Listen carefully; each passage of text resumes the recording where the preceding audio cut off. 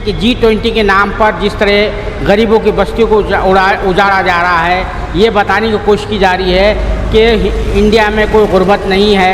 कई स्लम बस्तियों को जो है मुतादिद शहरों में दारुल-ए-हुकूमत नई दिल्ली में भी तोड़ा गया है। जो सितंबर में से रोज़ा इजलास होने वाला है G20 का, वो यहाँ से तकरीबन 25-30 किलोमीटर फासले पर है। लेकिन हुकूमत की ये कोशिश है कि गुर्बत की जो निशानियां हैं उसको मिटाया जाए, उसको हटाया जाए। उसके नाम पर इनको तोड़ा जा रहा है। झुग्गियों को तोड़ा गया यहाँ पर 150 झुग्गियों को जी, 150 झुग्गियों को छोड़ो। हमें डंडों से मार रहे थे डंडों से। हमें वहाँ पे भगा दिया था सबको। छोटे छोटे बच्चों को लेके अब कहाँ जाए? कौन है हमारा सहारा? हमारा एक्सीडेंट हो गया। अब क्या करें सर, भाग दौड़ कर रहे।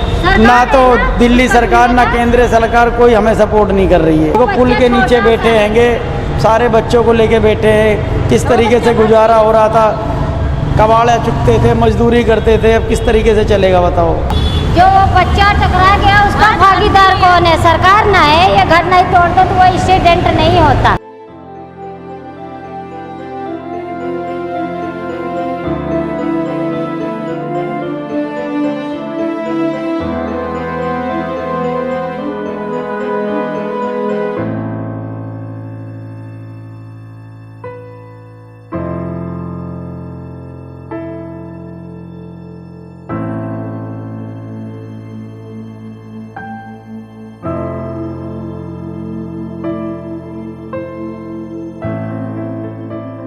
G20 के रुकन ममालिक में गालिबन हिंदुस्तान सबसे गरीब मुल्क है, जहां दुनिया की 1/3 से ज़्यादा खत गुर्बत के नीचे रहने वाली आबादी रहती है।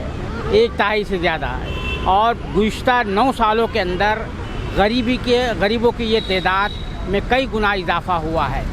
आज जो है आप देख रहे हैं कि G20 के नाम पर जिस तरह गरीबों की बस्तियों को उजाड़ा जा रहा है, ये बताने की कोशिश की जा रही है कि इंडिया में कोई गुर्बत नहीं है। कई स्लम बस्तियों को जो है मुतादिद शहरों में दारुल-ए-हुकूमत नई दिल्ली में भी तोड़ा गया है। आइए उन लोगों से बात करते हैं। वो लोग जो है यहाँ पर आप देख रहे हैं पीछे मेरे ये पुल के पीछे भी देख लीजिए आप। ये लोग जो है जिनके मकानात तोड़े गए हैं, जिनकी झुग्गी झोपड़ियाँ थी जो तोड़े गए हैं, वो यहाँ रह रहे हैं। पुल के नीचे उन्होंने आसरा लिया है।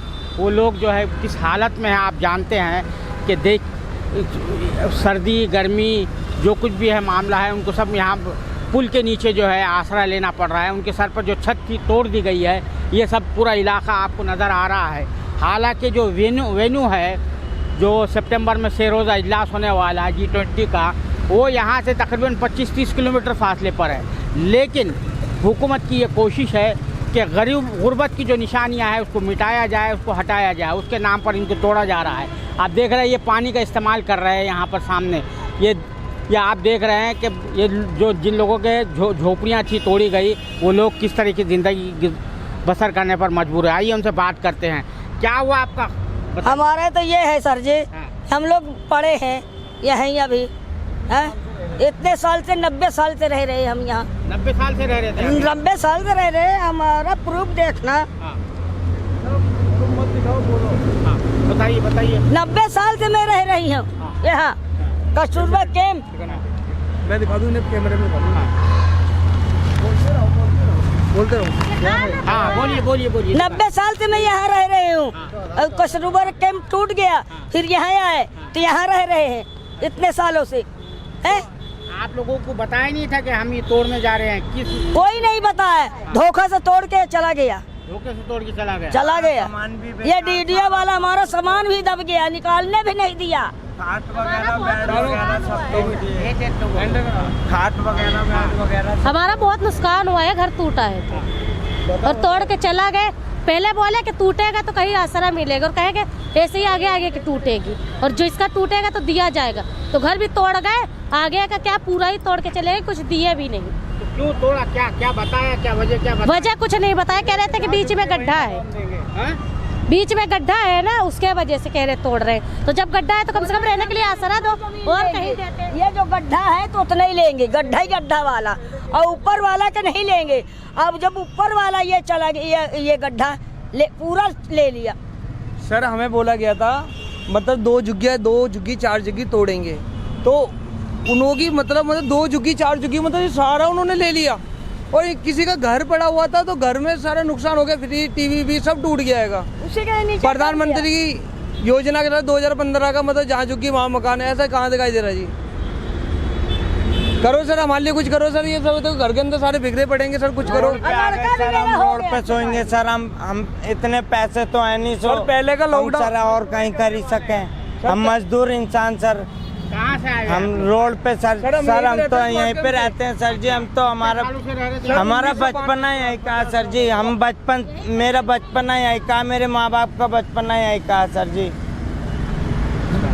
हमें घर से बेघर कर दिया सर जी, हम रोड पे आ गए सर जी। सब हम इनके माँ बाप से आप पूछिए, हम तो 90 साल के दिखाएंगे आपको, इंदिरा कांड के दिखाएंगे, इंदिरा कांड के वो दिखाएंगे, अपना आधार कार्ड पहचान पत्र हर चीज दिखाएंगे, हम नहीं दिखाएंगे। तो जब ये आए, लोग आए, आप लोग सब कहाँ थे? सब लोग घर में रहे, सबके ऊपर ट्रक चढ़ा रहा था। ये मार रहे थे हमें, डंडों से मार रहे थे डंडों से हमें। वहाँ पे भगा दिया था सबको डंडों से मार रहे थे। उधर भगा दिया रोड पार सबको, लेडीज को, बच्चों को, सबको भगा रहे थे, सबको मार रहे थे। हमारे बात के मानो सर जी, हाँ आप जितने साल का प्रूफ लेगा मैं दूंगा, कस्तूरबा कैंप से लेकर या सुभाष कैंप तक का दूंगा।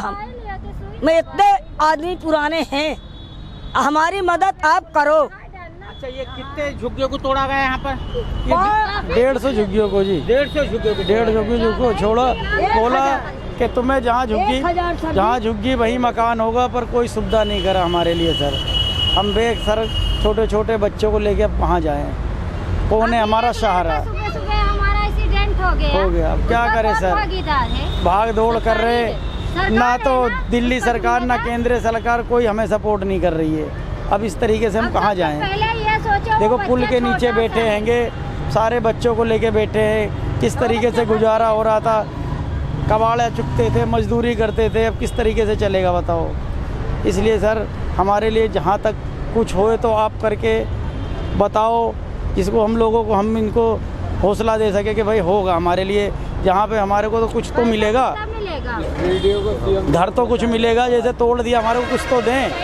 उन्होंने बोला जहाँ झुग्गी वहीं मकान, पर उन्होंने कुछ भी सुविधा हमारे को नहीं दी ऐसी। जब हमारे नेताजी हमसे कहे जहाँ जहाँ बोलते चले गए, हमने जाते वोट दिए, भूखे पे गए, लंगे पाँव गए, पर अपने नेता को जिताए।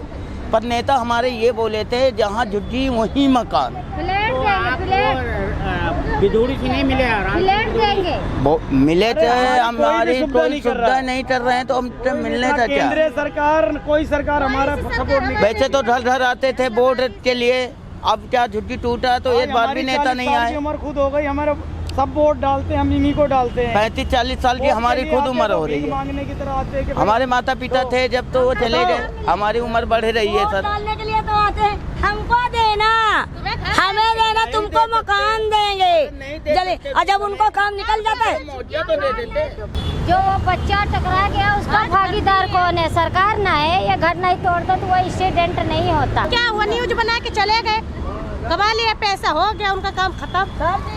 हमारी सुनाई, हमें पैसे नहीं चाहिए, ये भी कर देते, हमें पैसे नहीं चाहिए, हमने 2 खाट की जमीन चाहिए। न खाने का इंतजाम, न पीने का इंतजाम, कुछ भी नहीं। पानी चलता है कभी कभी नहीं चलता, हम जैसे बिता रहे तो बिताइए। एक वक्त के रोटी तो खाए, अब कहाँ लेके जाएं? ये छोटे छोटे बच्चन को देख लो, देखो नंगे पंखे वहाँ पे लेके रहते, वो खाट बिछी है यहाँ से वहाँ तक। पुलिस वाले आएंगे वो भी भगाने लगेंगे। सर जाएं तो जाए कहाँ? कुछ तो साधन करो। हम तो ये कहते हैं कि हमें साधन चाहिए। एक बच्चा अस्पताल में भर्ती है जिसका एक्सीडेंट हुआ है। हमें खाली सरकार को पैसा मिलता है गरीबों को भगाने में, हमें खाली चाहिए 2 खाट की जमीन। अगर मुझे पैसे नहीं चाहिए। क्या कुछ कर रहे थे, जगह लेके जा रहे थे, जाओ। ये बदरपुर के करीब वाक़ जो थर्मल पावर का स्टेशन है उसमें सुभाष कैंप का इलाका है। यहाँ पर जो है तकरीबन 40-50 साल से जो है ये फैमिलीज़ रह रही थी। तकरीबन 150 से ज़ायद झुग्गी झोपड़ियाँ थी, कच्चे मकानात थे, यहाँ पर रह रहे थे लोग। लेकिन G20 के नाम पर इन सारे जो है कच्चे मकानात को तोड़ दिया गया, बुलडोज़र चला दिया गया। आप जानते हैं कि जो G20 का इजलास होने वाला है वो सितंबर के 8, 9, 10 सितंबर को 3 दिन का होने वाला है। उसके लिए जो तैयारियां चल रही है पूरे शहर में, कई शहरों में जहाँ जहाँ पर भी इस हवाले से इजलास हो रहे हैं, वहाँ पर जो भी गुर्बत की निशानियाँ हैं, गरीबी की निशानियाँ, या तो उन्हें मिटाने की कोशिश की जा रही है या उन पर पर्दा डालने की कोशिश की जा रही है। और ये जो इलाका है, सुभाष कैंप का इलाका जो है, ये तकरीबन जो है जो वेन्यू है G20 के इजलास का जो वेन्यू है, वहाँ से तकरीबन 20-25 किलोमीटर के फासले पर वाक़ है।